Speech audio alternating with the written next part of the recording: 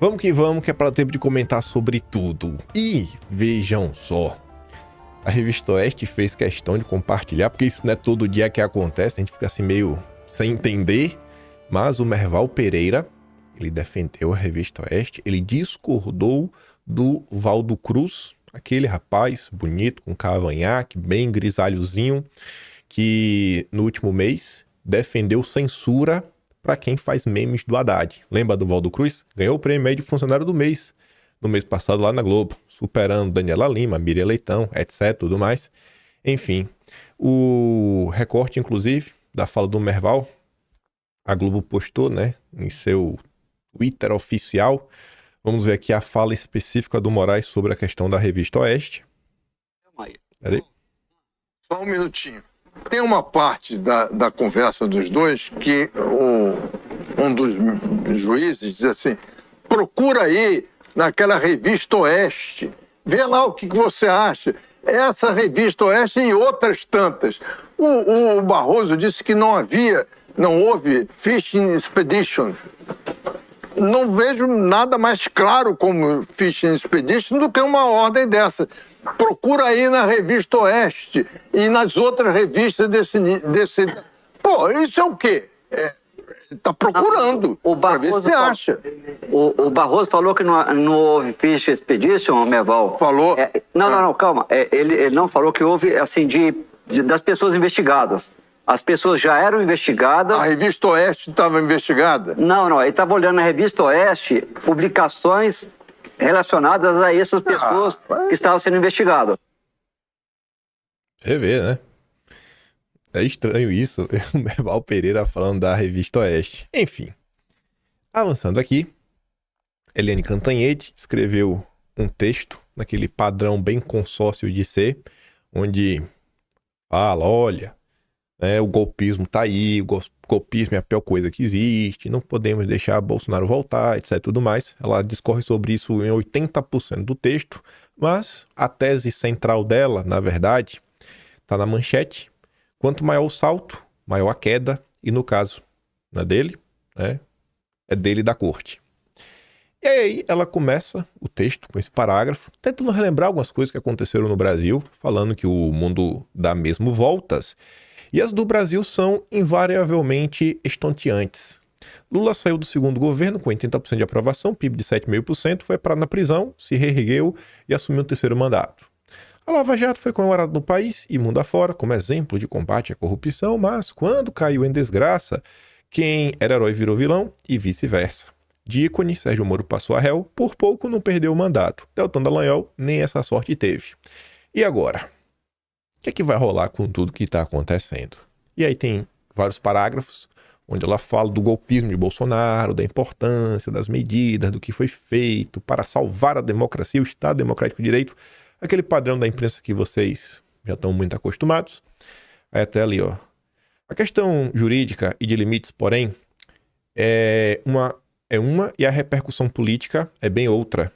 Drástica, não apenas para o ministro, mas para o próprio Supremo, que há anos é acusado de atuação assintosamente política e de uma escalada de autocontenção de poderes. Logo, toda a avalanche contra ele cai sobre a mais alta corte brasileira, ao custo de perda de credibilidade, logo de condições de enfrentar novos ataques à democracia que não estão totalmente fora do horizonte, né? O golpismo continua rondando o Brasil.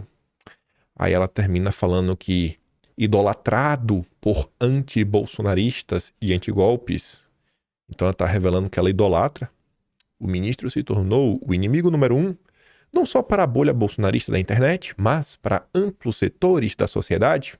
E como já cansamos de ver ao longo da história recente, quanto maior o pulo, maior a queda.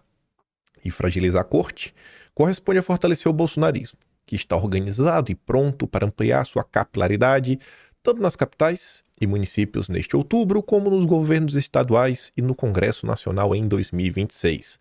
Além, obviamente, de pretender usar tudo isso para subir novamente a rampa do Planalto e, quem sabe, tentar novamente o golpe que não vingou em 2022. Então, segue na linha do que alguns juristas comentaram, que, tá meio ruim, tem que dar uma desacelerada. Quem sabe até, né, encerrar o inquérito. Por que não? Vamos encerrar o inquérito das fake news, que já tem muito tempo. Vamos dar uma acalmada, né?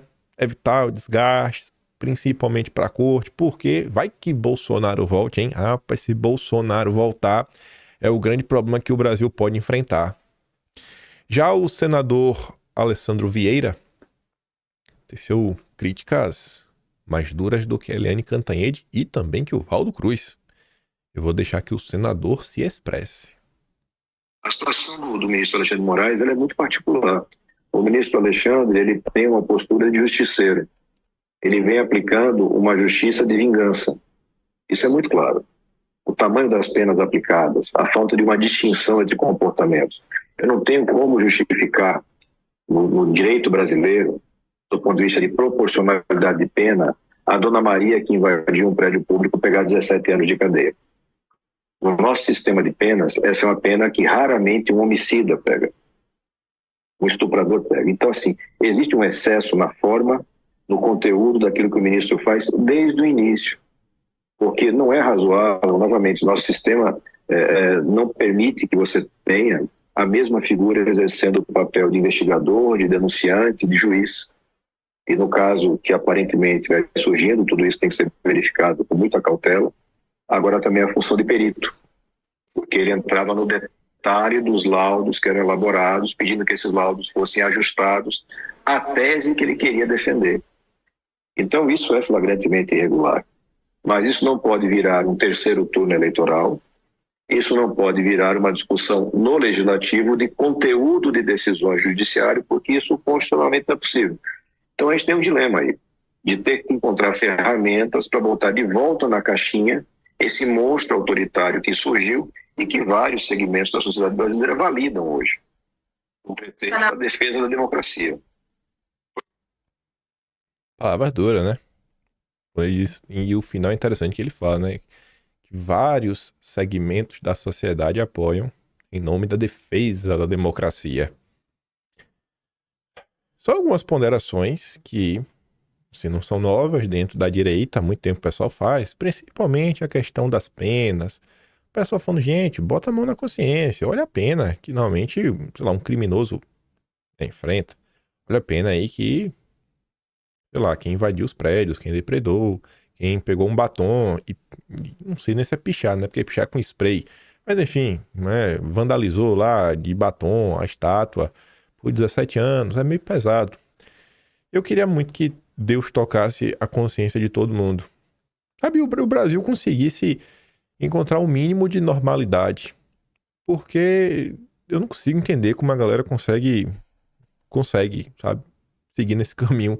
É um negócio que eu acho tão surreal às vezes, que eu falo, minha Nossa Senhora, velho. Onde é que o Brasil vai chegar? Onde que o Brasil vai chegar, né? Diante de toda essa confusão. Onde o Brasil vai chegar? No final da noite de ontem, o Cláudio Dantas fez um post.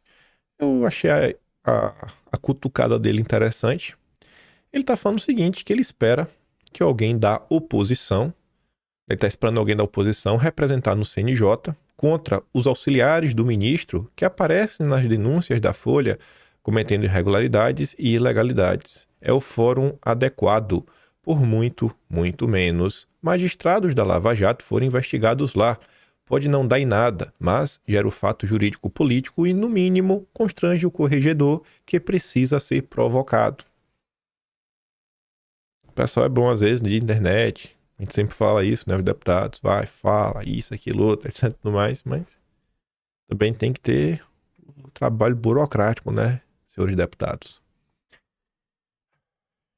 E aí, a confusão mesmo que está acontecendo no Brasil, essa daqui deve ir para algum lugar. Isso aqui gerou confusão, não é à toa. Foi o ministro Flávio Dino suspender as emendas. O que é que vai sair disso daqui, dessa batalha final? Eu não faço ideia, mas mexeu no dinheiro dos congressistas, aí você sabe que eles vão ficar chateados. De verdade. Aí você mexeu com a coisa que eles mais têm apreço, né? Porque eles adoram direcionar as emendas para melhorar a vida do povo brasileiro, né? Sabe como os parlamentares brasileiros têm um coração grande? Mas enfim, Congresso vê governo Lula aliado do Supremo, e articula a retaliação aos dois poderes. A cúpula do Congresso avalia que a interferência direta de representantes do governo Lula nas decisões do ministro Flávio Dino, né, que levaram à paralisação das emendas parlamentares, abrindo nova frente de desgaste do legislativo com os dois poderes. Agora, os parlamentares discutem, como resposta à decisão do Dino, um pacote de medidas, mirando o Supremo e o Executivo. Faz parte dessa iniciativa um recurso enviado nesta quinta pelo Congresso ao Supremo com apoio de partidos para derrubar liminares do ministro.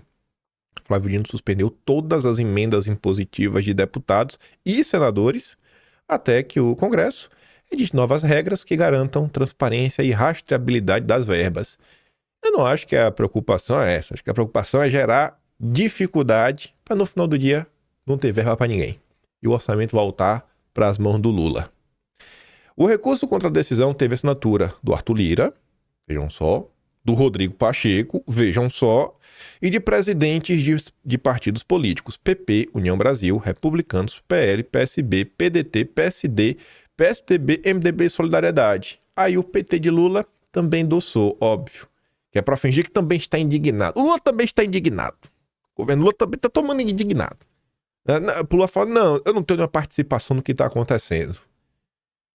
Você discorda do Lula? Você, óbvio que o Lula não tem nenhuma participação. Não, o Lula é um pobre coitado. Além do recurso, líderes e Lira têm discutido outras reações em reuniões reservadas. Uma delas é a apresentação de uma PEC para restringir quem pode apresentar ADIs, ações diretas de inconstitucionalidade, que nesse caso aqui foi um partido político, foi o PSOL. Não sei qual que é a regra que eles vão querer mudar. Vai ser quem agora? Quem que vai poder, se não for mais um partido político? Então, tem que ficar de olho também. Tem que ficar de olho porque às vezes pode piorar. De acordo com lideranças da casa, essa é uma das queixas recorrentes de Lira, né? O famoso terceiro turno, a turma perde no legislativo, leva para o judiciário. Outra questão é determinar que cada ministro do governo federal tenha a obrigatoriedade de apresentar bimestralmente na Comissão Mista do Orçamento uma prestação de contas da execução orçamentária de cada pasta. Dessa forma, diz um líder, seria cobrada a transparência também do Executivo. Será que a turma do Lula está disposta a fazer isso? Todo santo mês mostrar para onde está indo dinheiro? Em outra frente, a oposição pressiona para que Lira dê início à tramitação da PEC, que limita as decisões individuais de ministros do Supremo. A matéria foi aprovada em novembro pelo Senado e desde então não andou na Câmara. Essa iniciativa, no entanto, não foi discutida formalmente entre líderes e Lira, e sim via apelos de parlamentares ao alagoano. Aí, olha isso aqui agora. O mal-estar dos cardeais do Congresso com a decisão de Dino foi ampliado nesta quinta com a declaração do próprio Lula. Cardeal, eu gosto dessa palavra, né? O presidente afirmou não existir nenhum país do mundo que o Congresso Nacional tenha sequestrado parte do orçamento para ele em detrimento do Poder Executivo. Então tivemos agora essa decisão do ministro Flávio Dino. Acho que é plenamente possível estabelecer uma negociação com o Congresso Nacional e fazer com que haja um acordo razoável. Ainda na quarta, o Congresso deu duas respostas para mostrar insatisfação com as decisões sobre emendas. Aí eu te pergunto, como é que o Lula quer falar que não tem nada a ver com isso depois de uma declaração dessa? Se ele não tinha, ele contratou a crise pro colo dele. Gênio da política. É um as da política. Primeiro, olha quais foram as reações. Primeiro, deputados adiaram a conclusão da votação do segundo projeto de regulamentação da reforma tributária, prioritário para o governo.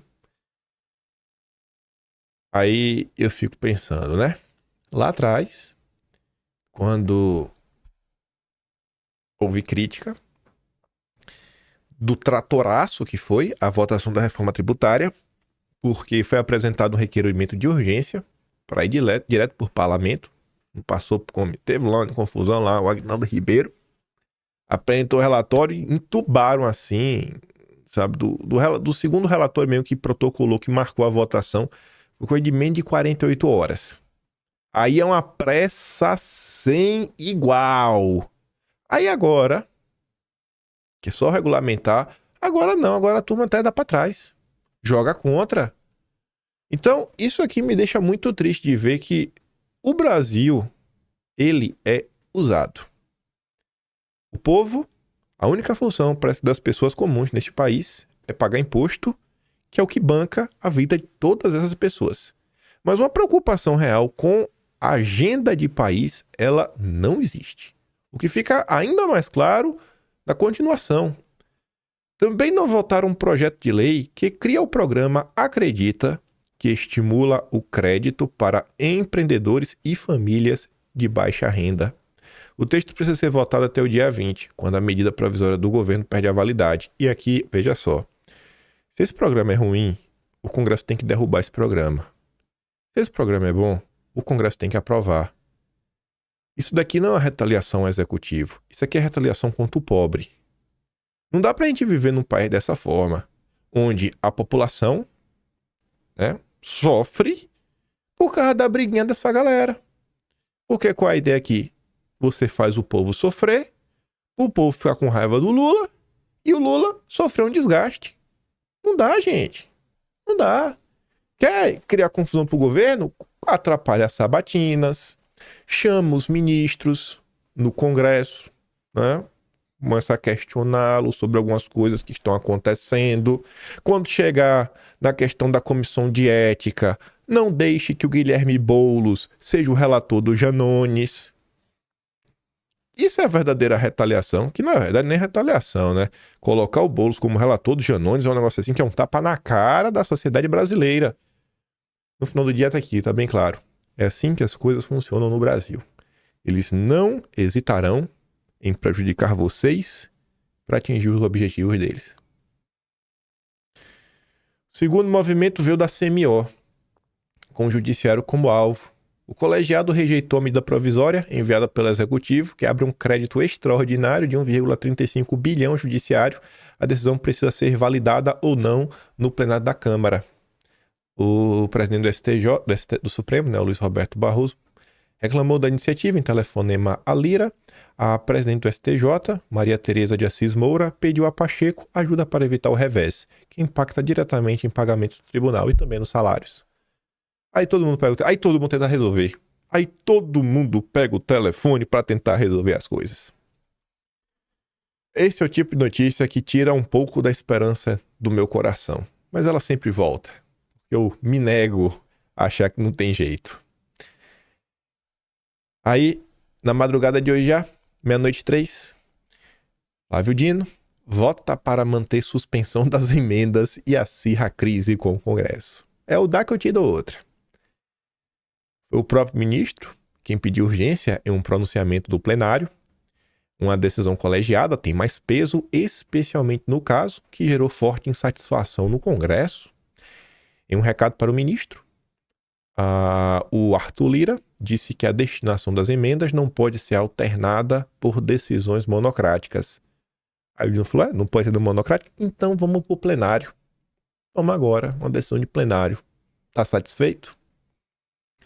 Briga para ver quem tem mais poder. Quero ver para onde vai. Quero ver para onde vai essa confusão. Não vai parar. O Congresso não vai deixar suas emendas irem embora de braços cruzados. Caminhando aqui para a gente chegar, enfim, na parte 5. Era madrugada, 3 da manhã, quando o Estadão publicava os seus editoriais. Lá vinha Guilherme Amado. Quem os ministros suspeitam que vazou as mensagens de Alexandre? Eu acho que essa suspeita aí tá na cabeça de várias pessoas por uma questão meio que de lógica, porque a grande questão é o seguinte: a Folha falou que as informações foram obtidas de um celular que tá lá os dados. Então, em tese, é um celular de uma das pessoas.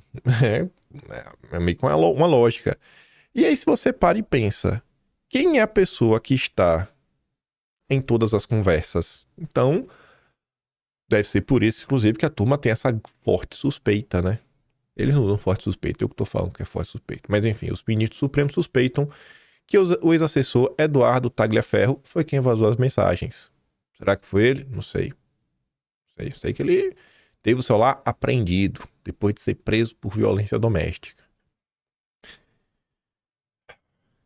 Já chegando na parte 5, Acho que vai dar pra gente falar dessa entrevista de Bolsonaro, um pouquinho dela, no final do vídeo. Mas a Folha aqui noticiou, né?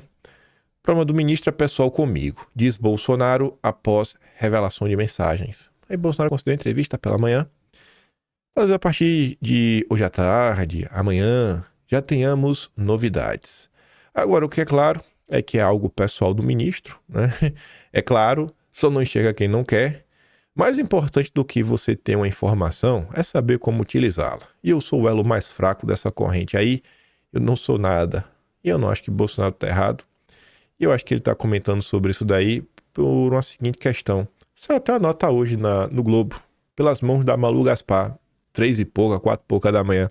Ela falando sobre a estratégia meio que de Bolsonaro. E aí falando que nos bastidores, o que dizem muito é que se Bolsonaro abrir a boca e começar a gritar, falar, etc. tudo mais, o assunto vai começar a caminhar em direção a Bolsonaro, vai gerar aquela crise, e se Bolsonaro tá de um lado, tá todo mundo do outro. Então, às vezes, é melhor Bolsonaro ficar calado, deixa aí o assunto rodar, do que ele abrir a boca só pra agradar 2, 3, 4, 5, 6. Ai, pelo menos ele não ficou calado. Como uma turma aí, né, que tá... Ai, por que Bolsonaro não faz uma live? Como se fosse um pedido qualquer, né? Não um negócio friamente calculado.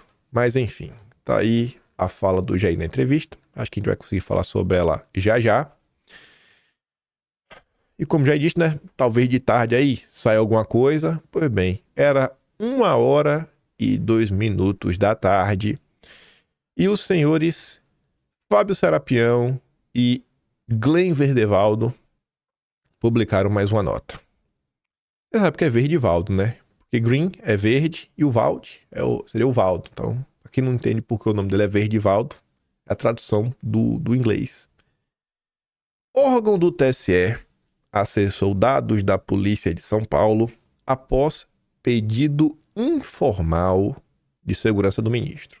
Olha a palavra utilizada já na manchete. Um pedido informal.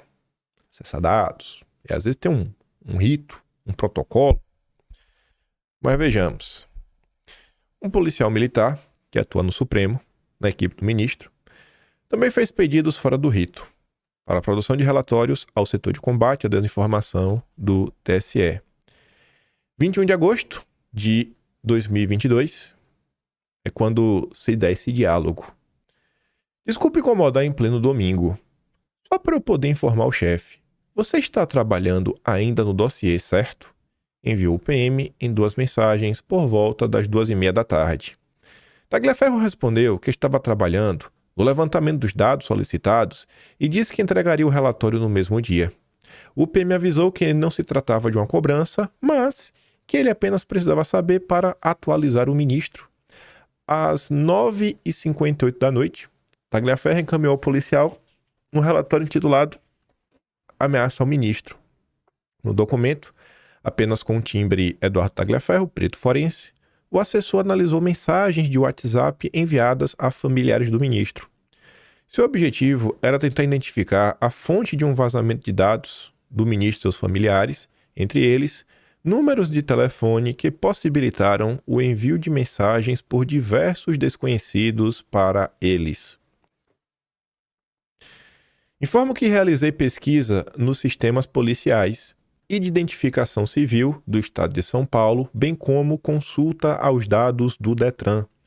E foram encontrados todos os dados abertos, sendo possível identificar nomes, filiações, números de documentos, fotos, endereços, o que leva à identificação do excelentíssimo ministro e seus familiares, diz o documento elaborado por Tagliaferro.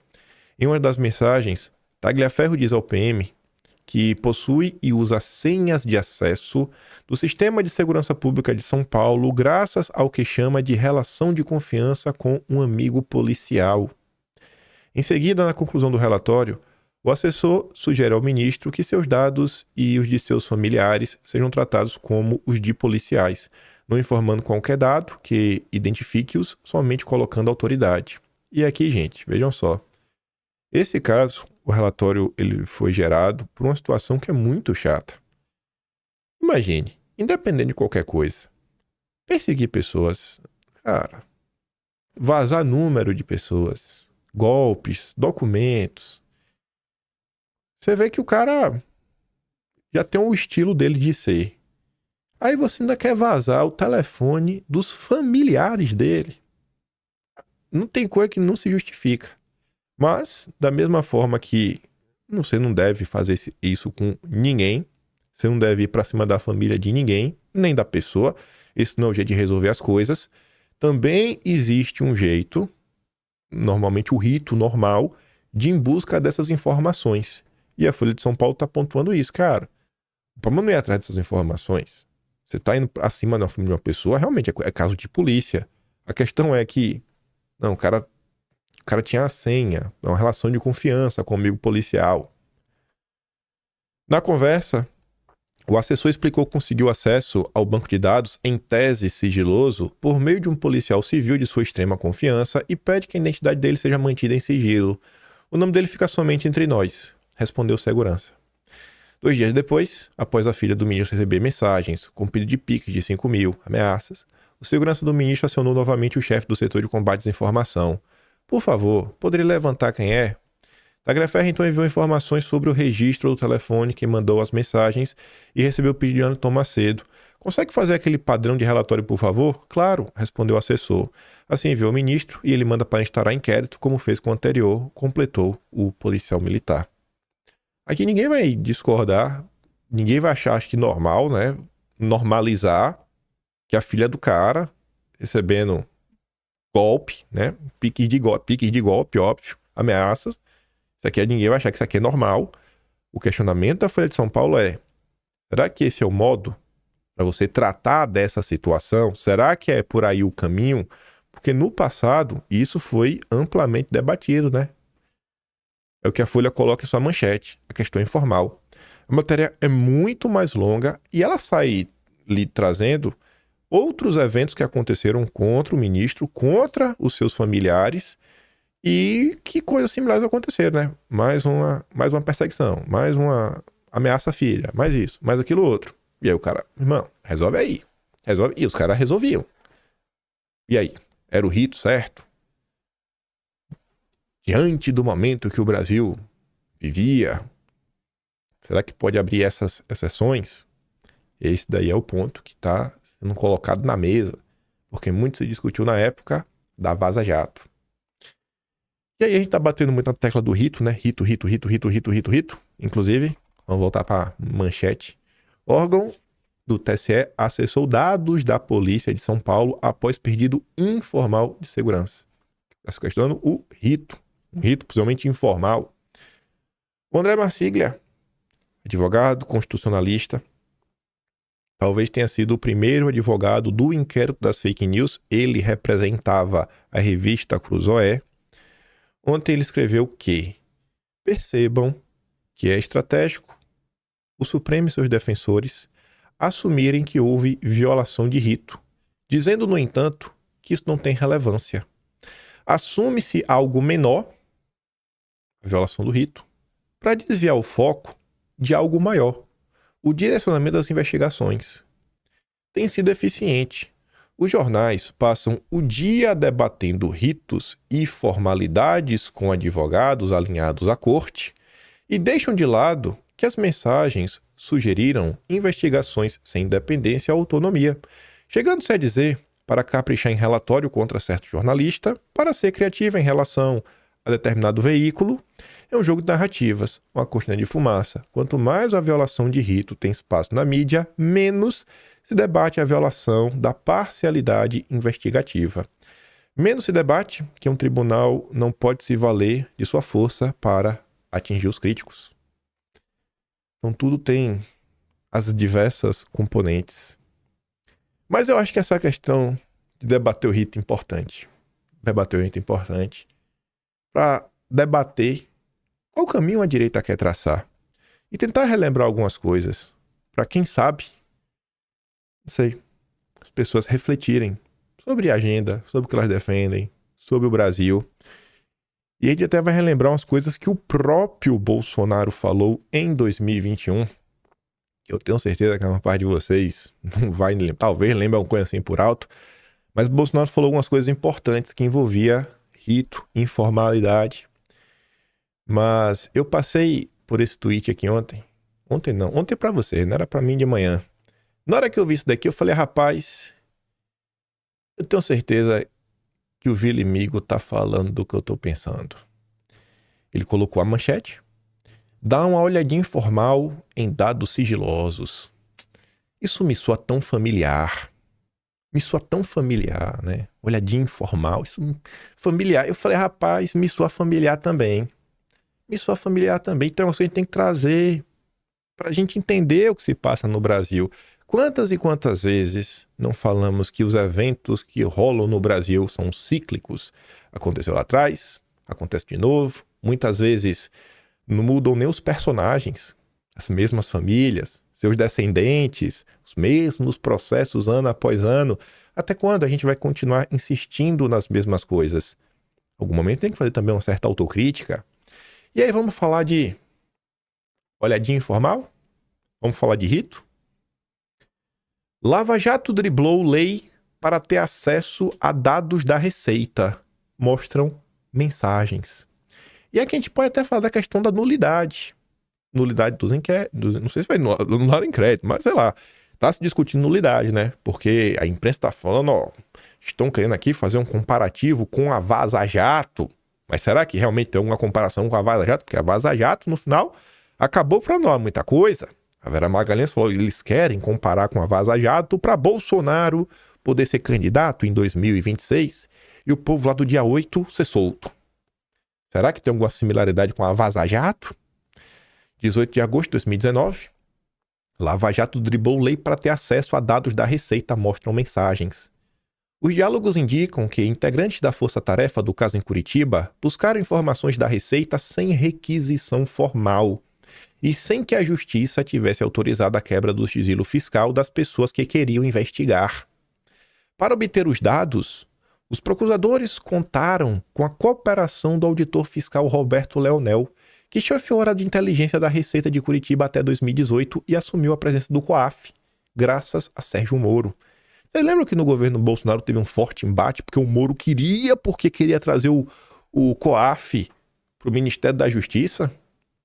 Lembram que Bolsonaro, inclusive, foi atacado quando a coisa não rolou no final do dia? Em 15 de fevereiro de 2016, eu acho isso aqui, o procurador Deltan Dallagnol, coordenador da Força Tarefa, sugeriu aos colegas no grupo de mensagem do Telegram que pesquisassem as declarações anuais de imposto de renda do caseiro Elcio Pereira Vieira, conhecido como Maradona. Aspas. Vocês checaram o imposto de renda de Maradona? Não me surpreenderia se ele fosse funcionário fantasma de algum órgão público, como mencionado. Pede pro Roberto Leonel dar uma olhadinha informal. A legislação brasileira permite que o Ministério Público peça informações à Receita durante investigações, mas é necessário que seus requerimentos sejam formais, fundamentados, dizem advogados consultados pela Folha. Será que esses advogados consultados pela Folha, o que é que eles acham do rito? O que é que eles acham? Esse caso aqui tem alguma similaridade com o que está acontecendo atualmente? O jornalista está falando que se for similar a Vaza Jato, você pode ter um tipo de nulidade. E aí? Vão rever alguma coisa? Vão rever? Não sei. Passou dia 8, tem que estar preso. As penas estão meio pesadas, né? Ô Deus, toca o coração do pessoal. Toca o coração. E toca o coração da direita também, né? Olha lá o Deltinha. 15 de fevereiro de 2016. Grupo 3plex. Vocês checaram imposto de renda no Maradona? Não me surpreenderia se ele fosse funcionário fantasma de algum órgão público. Comissionado. A Júlio Noronha respondia, não olhamos, vou colocar na lista de pendências. Aí o Deltinha diz, ó, pede pro Roberto Leonel dar uma olhada informal. Ok.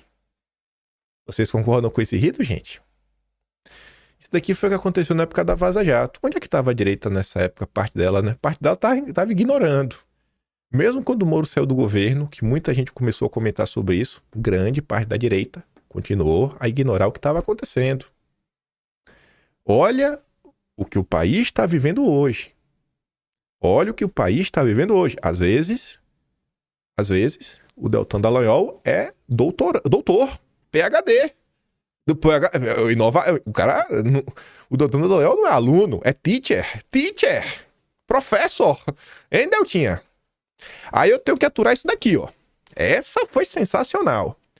15 mil curtidas. Eu espero que não tenham sido nenhum de vocês. As 15 mil curtidas. Isso nunca aconteceu na Lava Jato, mas aconteceu agora no Supremo. Compartilhe. Imagine se o diálogo fosse. Aí vem o Moro. Quero pegar o Lula. Esse é um bandido. Faz uma acusação contra o Lula. Eu, o Deltan, né? Não achei nenhuma irregularidade. Tudo normal. Aí o Moro diria, seja criativo.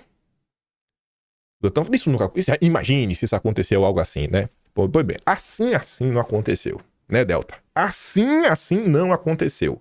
Mas, em 22 de fevereiro de 2021, a gente comentou sobre isso na época. Olha a importância, né? Nós agora estamos numa posição que a gente criticou lá atrás e agora, quando tá no nosso lado, a gente vai ter o direito de criticar também. Porque lá atrás eu já tinha achado que tinha algo estranho aqui. Polícia Federal forjou depoimentos para ajudar Lava Jato. Deltan. A constatação consta de diálogo mantido entre os procuradores, Deltinha e Orlando Martello Júnior, em janeiro de 2016. Nele, eles relatam o que contou uma delegada da Polícia Federal chamada Érica. Provavelmente Érica Marena, que o Moro também levou para Brasília para trabalhar no COAF. Como expõe a Érica? Ela entendeu que era pedido nosso e lavrou o termo de depoimento como se tivesse ouvido o cara, com escrivão e tudo, quando não ouviu nada. Dá no mínimo uma falsidade. DPFs são facilmente expostos a problemas administrativos, disse o Deltan. Peraí. Olha, aqui não é um relatório com base em postagem de rede social. Aqui é um depoimento forjado, como se tivesse ouvido o cara, com escrivão e tudo, e não teve Deltan. Então, com certeza, a gente vai ver aqui um episódio que o Deltan não foi um corporativista, né? Porque senão ele não vai poder reclamar agora. Orlando Martello Júnior mostrou preocupação com a possibilidade desses problemas administrativos levarem ao descrédito da Força-Tarefa de Curitiba. Se deixarmos barato, vai banalizar. Então propõe uma saída. Ó, vamos combinar com ela. Ela nos provoca diante das notícias do jornal, usa a imprensa, para reinquiri-lo ou algo parecido. A gente faz um novo interrogatório com ele. Podemos conversar com ela, ver qual estratégia ela prefere, talvez, até diante da notícia, reinquiri-lo de tudo. Se não fizermos algo, cairemos em descrédito. Pô, mas peraí, mas é o certo pelo certo? Ou é procurar alguma coisa para continuar se blindando? Isso aqui parece corporativismo, Deltan. 2 dias depois, teve um complemento da nota. Temos que proteger a Érica, disse Deltan, ao saber que a delegada forjou o depoimento. Aí eu conclamo vocês a refletir sobre o editorial da Folha de São Paulo, que comentamos no vídeo de ontem, publicado na noite do dia 14, onde a Folha de São Paulo lamentou que os pares do ministro já saíram em defesa, sem nem esperar. Sem nem esperar, já saíram em defesa. Não sabendo o que pode vir. Aí eu lembro, com isso em mente, né? A gente tá olhando agora para 2024. 2024, os pares saíram em defesa. Em 2016, qual era a preocupação do Deltan? Era corrigir os erros? Ou era sair em defesa? Protegendo Érica. Em 25 de janeiro, Deltinha disse que o Ministério Público Federal deveria proteger Érica.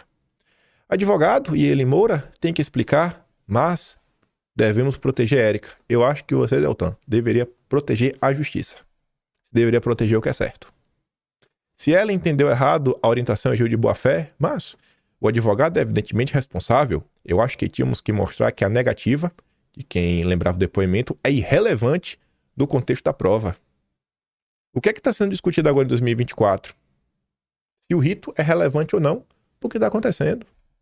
Você vê como as coisas no Brasil são cíclicas? E quem passou o pano para isso daqui em 2021? Como é que fica agora com a cara? Isso aqui eu comentei em vídeo na época. E aí, por que você pega no pé do Moro do Deltan? Pelo que eles fizeram? Sabe? Assim, não é por criticar Bolsonaro. Mas não é mesmo por criticar Bolsonaro. O procurador José Robalinho Cavalcante dá uma solução mais drástica. Diz que Moura deve ser preso. E Fernando Moura voltou atrás da delação. Na frente do Moro disse tudo. Agora tem que ser exemplarmente punido, inclusive com prisão, ou o Instituto sofrerá um abalo. Vocês lembram do Cid? O áudio do Cid, mais recente? Ele voltou, ele falou umas coisas. Teve que dar um depoimento de novo. Tomou mais umas medidas.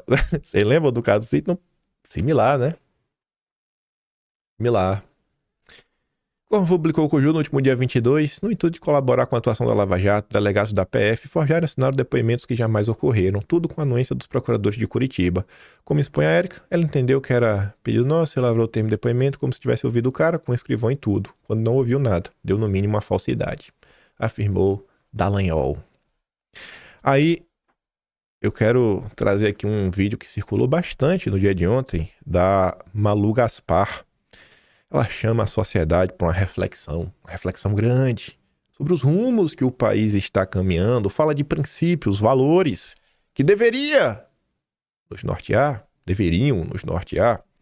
Vamos ouvi-la.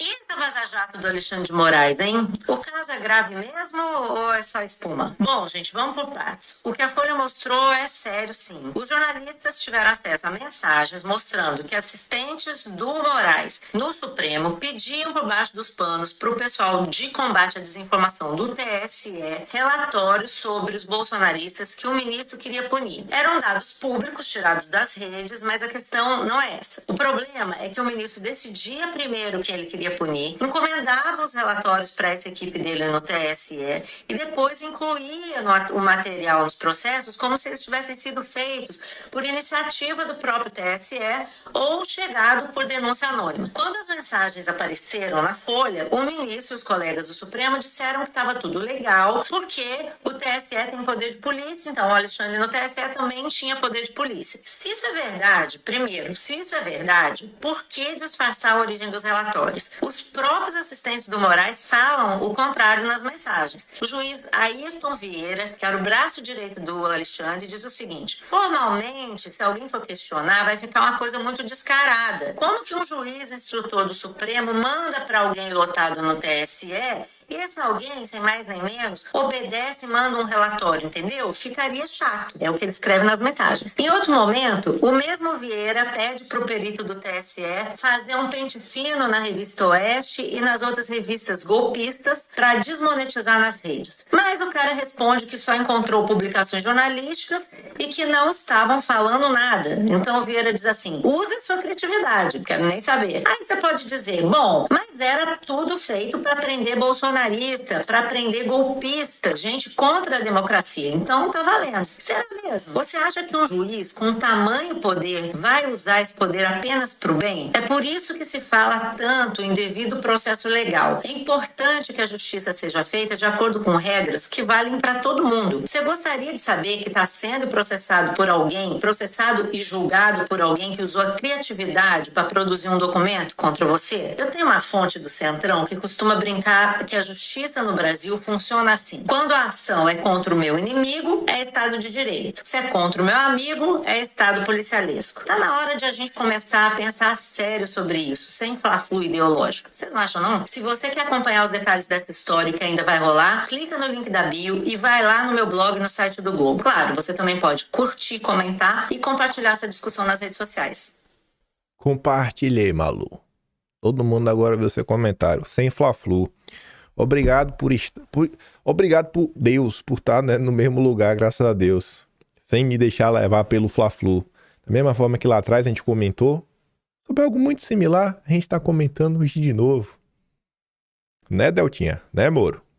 Aí olha essa. Moro direcionou ações da PF na Lava Jato sem pedido do Ministério Público. Só para dar mais um exemplo, antes de mostrar uma fala de Bolsonaro de 2021. Mensagens trocadas entre procuradores da Força Tarefa e delegados da PF indicam que Moro chegou a ordenar uma ação de busca e apreensão sem pedido do Ministério Público. Russo deferiu Uma busca que não foi pedida por ninguém. Escreveu Luciano Flores, delegado da PF, alocado na Lava Jato em fevereiro de 2016, no grupo Amigo Secreto. Russo é o apelido de Moro entre procuradores e delegados. Como assim? Respondeu Renata Rodrigues, outra delegada. Normal, deixa quieto, vou ajeitar. Não pode ser assim, gente. Sabe? O Estado Democrático de Direito, ele tem que valer para todo mundo. Independente de ser de esquerda ou direita. Porque uma hora a coisa vira de lado. E aí? E aí? Com que cara as pessoas ficam?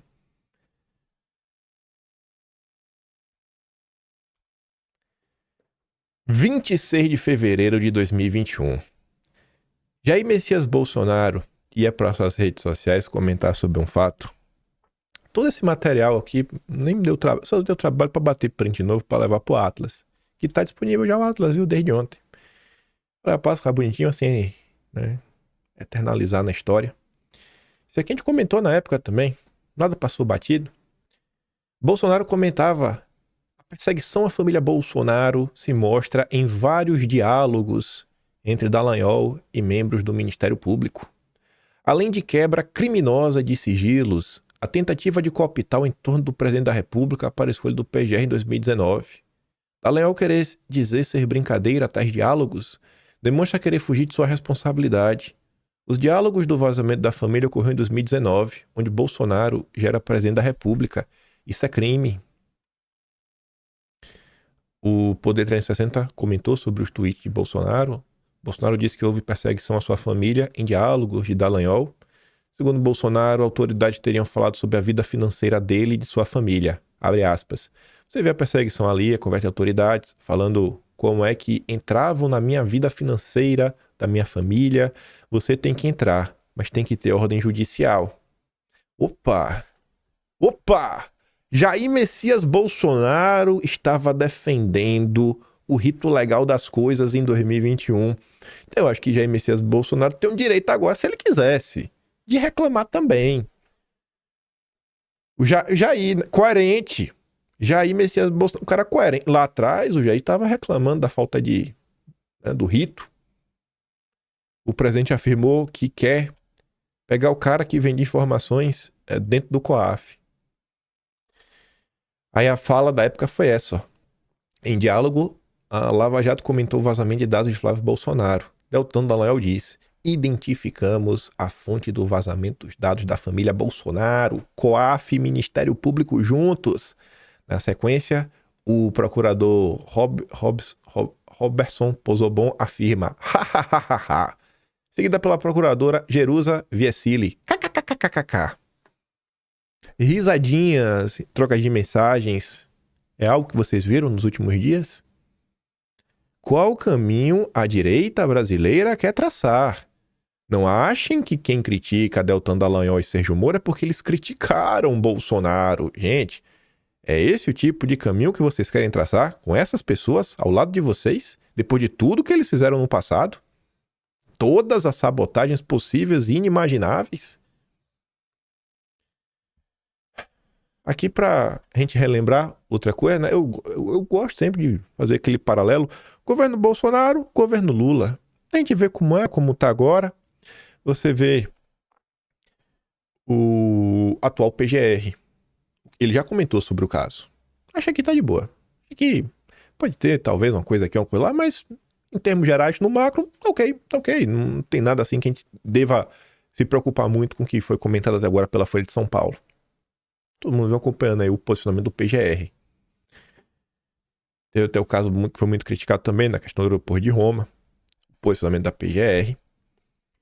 E aí, na época, durante o governo Bolsonaro, tiveram alguns questionamentos, né? Da PGR, pelo menos inquéritos. Não significa que é o que o PGR questionou que a coisa vai acontecer. Até também, para ser justo, o Procurador-Geral da República, o Paulo Gonet, por mais de uma vez, ele foi a favor da soltura do Felipe Martins. E nem por isso ele foi ouvido, foi levado a sério. Mas vejam qual eram as opiniões do Aras em uma entrevista para o Paulo Capelli do Metrópolis. sob a jurisdição do Supremo Tribunal Federal. Há uma tentativa, a seu ver, de Alexandre de Moraes de concentrar poder? Eu compreendo que, seja com a atuação da colega Lindora Araújo, seja com o seu substituto, Humberto Jacques de Medeiros, essa posição é institucional, ela é manifestada, nós respeitamos. Em algum momento, eventual arguição de incompetência da Suprema Corte pela ausência de prerrogativa do foro será levado ao julgamento pelo plenário do Supremo Tribunal Federal e então o Supremo Tribunal Federal poderá decidir se existe ou não foro e se existe foro, os atos praticados podem ser, nesse aspecto específico, considerados válidos, ou o Supremo pode dizer que não existe foro, os atos em tese teriam sido praticados por um juiz incompetente e nesse aspecto o Supremo também poderia invalidar todos os atos praticados, como fez no caso da Lava Jato, onde o juiz Sérgio Moro foi tido como impedido, suspeito e com isso invalidar todos os atos. A dura realidade é que quando nós aceitamos sem o registro formal, jurídico, processual, eventuais atos que possam ser questionados, nós precisamos dimensionar o resultado. É evidente que 6 anos de Lava Jato poderiam não ter representado para todas as instâncias que atuaram nesse processo da Lava Jato a compreensão de que, ao final, tudo estaria derrubado por força de legalidade. No particular, não é o momento de falar de legalidade ou de ilegalidade das investigações do presidente Bolsonaro. Mas se a colega já se manifestou pela ausência de prerrogativa de foro, logo pela incompetência do magistrado, é o plenário da Suprema Corte que irá decidir. E ao decidir, terá a possibilidade de, inclusive, sanear eventuais vícios porventura existentes.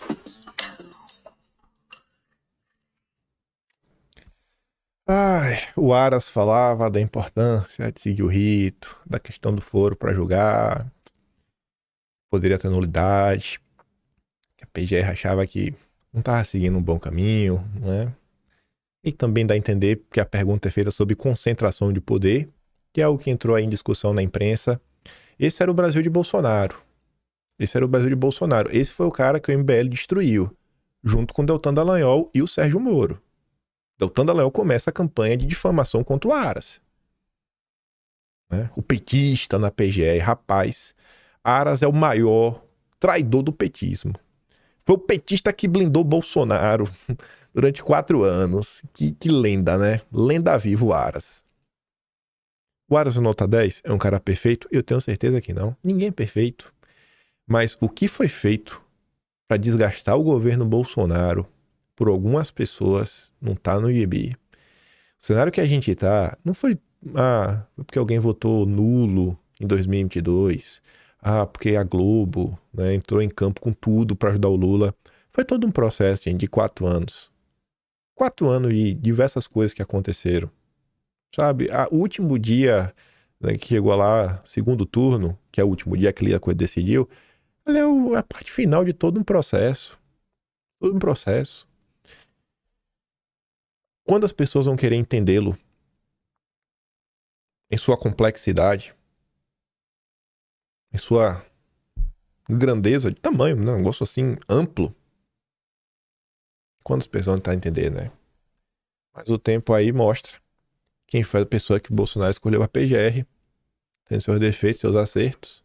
Mostra que Bolsonaro já falou no passado, inclusive, sobre questão de ritos. Mostra quem são hoje os bastiões da direita. É engraçado como, rapaz, o povo às vezes não aprende. Então, aqui me preocupa um pouco. Esse caso aqui é de 2015. Justiça penhora valores de pais de adolescentes que ligaram o ministro ao primeiro comando. O André Marsiglia fala, rapaz, mais um caso que a punição extrapola a pessoa julgada. Segundo o André Marsiglia, que é um advogado constitucionalista, isso feriria o artigo 5º, 45 da Constituição Federal. Punição não está acima de qualquer coisa. Sancionar terceiros para atingir o réu não existe. A finalidade do direito não é punir, é fazer justiça. E aí o Carlos Bolsonaro fez um tweet ontem dizendo que tapar o sol com a peneira traz consequências de forma mais rápida do que o esperado.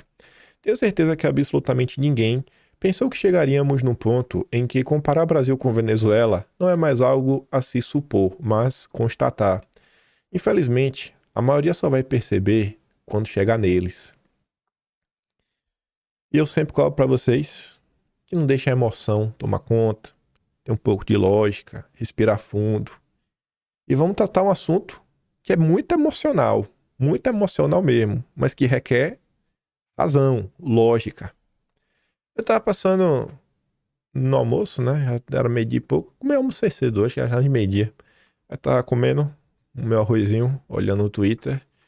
E eu vi que o Mafinha postou isso daqui. Essa foto foi tirada em 2022. Aquele ali é o Pablo Marçal. Ao lado dele é o ministro. Em 2022 o Pablo tava lá na posse. Renovei minha confiança na democracia, afirma o Marçal na cerimônia de posse. A eleição para a Prefeitura de São Paulo é um dos temas mais emotivos que eu vi aparecer dentro da direita nos últimos dias. Ah, então é para voltar no Nunes? Calma, emocionado. Pelo amor de Deus, calma, emocionado. Espera um pouquinho. O que eu quero falar com vocês é o quê? O Pablo Marçal, ele surge. E não é que o pessoal tá... Não, vou votar no Pablo Marçal porque ele me parece melhor que o Nunes. Ou menos pior. A galera já tá achando o Marçal o novo mito da direita. É o grande candidato da direita. Aí eu fico olhando, né? Tudo que tá acontecendo. O assunto que toma conta do país. E as pessoas estão preocupadas com várias coisas. Eu vejo muita gente falando da questão do dia 8. É o assunto central da direita. Cadê o Marçal para comentar sobre esse assunto? Ele que adora de falar sobre tudo. Ele que não tem medo da justiça. Fala do Boulos mesmo sem provas. Até o momento não mostrou nada. Tomou multa, ele fala mesmo. Ele não se dobra. Cadê o Marçal? Pro assunto mais relevante do que tá acontecendo. E aí você vai lançar algumas coisas. Eu desconfio de algumas mudanças, né? Que são aqueles 180 muito grande. Por exemplo, o Marçal falava coisas absurdas de Bolsonaro. Depois, não. Pô, ajudei ele a ganhar, fiz isso, fiz aquilo outro. Pra mim isso é uma coisa que fala muito sobre o caráter da pessoa. O Marçal faz a postagem, não, tá vendo essa foto aqui? O Tarcísio tinha 5%. Ele fez esse tweet, um Instagram, tinha 5%. Depois que eu colei com ele, fiz isso, fiz aquilo outro, etc, o Tarcísio venceu. O Tarcísio nunca teve 5%. Nunca teve. No início de 2022, o Tarcísio já tinha pelo menos 13% na pior da pior das pesquisas. Então assim, o Marçal mente compulsivamente. Do período de campanha, o Tarcísio já tinha mais de 25% dos votos. Ele tinha 5%, cheguei lá e salvei. Então, assim, são algumas coisas que vão mostrando o caráter da pessoa. E isso não é pra você não votar nele. Ai, vai votar pro Nunes? Deixa de ser emocionado, meu filho. Calma, ninguém tá falando pra você não votar no Marçal ou votar no Nunes. Agora, vejam o que o Marçal vem se transformando dentro da bolha da direita. Vejam todo o desgaste que estão colocando na mesa. Veja que as principais pautas da direita, eu fico assim olhando, eu falo, gente, o pessoal meio que não tá percebendo. E a gente vai falar mal do Nunes. Já, já. Calma. Vamos falar dele com a Joyce. Absurdo aquilo ali. O próprio Eduardo Bolsonaro veio a público que foi um absurdo. Bolsonaro publicou a nota, né, quando saiu da questão da Folha. Ele quer pegar o Eduardo Bolsonaro. O Carlos diz, né, então surgem os espertos. Os filhos só atrapalham. Não há pessoas que querem mais o bem dos pais do que dos pais que os filhos, e vice-versa. Tudo isso seria tática para anular a natureza das situações e alçar novos postulantes permitidos pelo sistema. Acho que não. São só coincidências. E isso é uma coisa que o Marçal vem falando de forma reiterada. Gente, como é que é a direita? O cara quer votar no Marçal? Vota, mas você vai transformar ele no mito da direita? O cara que tá repetiu 3 vezes. Não, porque tem isso, vai botar as redes dele pra me atacar, que é a tese do gabinete do ódio. O cara colocou a tese do gabinete do ódio na mesa 3 vezes contra Carlos Bolsonaro. Vocês vão validar isso como uma liderança da direita? Vota no Marçal porque você acha ele melhor. Né? Mas olha o que estão transformando esse cara. Ninguém conhece o passado desse cara. Eu não acho que é dos melhores. Não acho que é dos melhores. Ele voltou a atacar de graça o Carlos Bolsonaro desde o primeiro dia. O Carlos não deu um ai sobre o Pablo Marçal. E ele tá lá. Porque o Carlos fez isso, porque o Carlos colocou a rede pra me atacar. O Carlos não deu um ai sobre esse cara. Isso não é aleatório. Eu não acho que é aleatório. Bicho, vai ser feliz. Continua essa saga aí de boa. Me deixe de fora de suas mentiras. Tá tudo tão descarado. Onde ele vai, né? O que ele fala. Tô nem aí. Vá ser nova direita onde quiser e como quiser. Somente pare de mentir usando meu nome, pelo amor de Deus. O que a nova direita, usando outra roupagem, agora quer fazer, de forma totalmente simulada, culpando determinados pelos insucessos de outros em outrora, o que qualquer um sabe ser uma narrativa, como sempre usaram, sob a mesma justificativa de gabinete do ódio e metodologia, só que, agora, ao invés de bater uma bola com a imprensa, trabalhando com a imprensa para gerar desgaste, utilizam-se de inocentes e malandros da internet, comprando com grana e simpatia muita gente e mais ainda perfis em redes sociais se colocando no game de forma mais suja do que em outros momentos. Não quero ser o dono da razão e muito menos da verdade. É tudo factual. Então o que fazer? Façam o que quiser. Sigo sendo mesmo, tranquilamente. Lembrem-se, quem vê cara não vê coração. E o sujeito mais sorrateiro é aquele que está mais próximo e se fazendo de bom moço, utilizando-se das facetas mais convenientes possíveis. A sanha pelo poder não tem limites, e o desespero, quando contrariados, revelam monstros ainda mais sedentos pelos que almejam, sem jamais respeitar minimamente a razão, ou verdadeiras lideranças e nobres inspirações. Então, como a história mostra, acusam os outros do que eles são. Ninguém precisa acreditar, basta esperar, pois sempre se revelam. Um abraço a todos. Falando do Marçal. Mas e o Nunes? Tá aqui, cara. A direita agora tá assim. A boca tá espumando de raiva agora. Calma. Calma, cocada. Olha ali o Nunes, ó. O próprio Eduardo Bolsonaro tá externando a crítica. Ele disse que o Nunes cavou a sepultura a gravar vídeo com Joyce e afirma que falta diálogo com a direita. E não é de agora. Essa crítica aqui de falta de diálogo vem acontecendo desde 2023. Volta no tempo. Não precisa nem voltar no tempo procurar no vídeo. Vai lá no Atlas. Dá um Ctrl F. Vê a quantidade de matérias e do que está sendo comentado pelo Valdemar, Duda Lima, Isaac Félix. Nem sabe quem é Isaac Félix. Antônio Carlos Rodrigues. Foi comentado na época e foi mostrado. Desde lá, todo ponto. O diverso até fala assim, gente, a direita ela não é intransigente, mas cadê a direita na mesa? O Nunes fica, não tem nenhuma obrigatoriedade de eu ter um vice do PL. E ficou gerando aquele desgaste desnecessário. Aí sofre, tem que ser tem que acontecer o fim do mundo pro Nunes se movimentar. Tem que acontecer o fim do mundo pro Nunes se movimentar. Eleição de São Paulo, na minha visão, desses aí, o único que até agora não vi nenhuma medida mais autoritária, porque pra mim, quando o Pablo Marçal fala de gabinete do ódio, tá sendo muito autoritário, e quando também fala a questão das câmeras, inteligência artificial, acho maluco. O Nunes foi a turma que fechou tudo. Nas últimas horas, eu nem coloquei aqui, o Nunes falou da questão do Bruno Covas. Ele acha que Bolsonaro errou. Sabe qual é a crítica de Bolsonaro? Bolsonaro falou o seguinte, o Dória fechou São Paulo e foi pra Miami, o outro fechou a cidade e foi pro jogo do Santos. Ai, o Bolsonaro atacou o Covas. Cara, o Nunes é um... Assim, me perdoa, Nunes. O Nunes, é o único candidato. Quantos candidatos? Vamos ver. Tabata Boulos, da Atena, na esquerda. Marina Helena, Marçal e Nunes. E tem uns pequenos que, sei lá, não conta os votos. Tem 6 candidatos. Dos 6 candidatos, só tem um que tá trabalhando pra perder, que é o Nunes. A campanha do Nunes é perder. É o objetivo dele, ele quer perder. Ele é viciado na derrota. Tá entorpecido pelo fracasso. Tá lá. Ele dá entrevista pra reclamar. Não. Tá todo mundo relembrando que ele fechou a cidade. Aí ele vai falar o quê? Não, que o Bolsonaro tá errado. Tá errado quando falou do Bruno Covas. Porque o Bruno Covas, ele tá no direito no jogo. Ele fecha todo mundo e vai no jogo curtir a vida. Sabe assim, é falta de tato por total. Por isso que eu digo, pra mim é tudo uma porcaria. A Marina Helena defende crédito de carbono. Que pra mim também é meio autoritária no final do dia, que é controlar o que... Na verdade, você é o carbono que eles querem reduzir. Então assim... Eu não consigo ver um candidato que eu apoio de bom grado. Mas eu tô olhando o que está acontecendo politicamente, os movimentos que estão se desdobrando, os impactos políticos que essas coisas vão ter. Cada candidato vai ter um problema.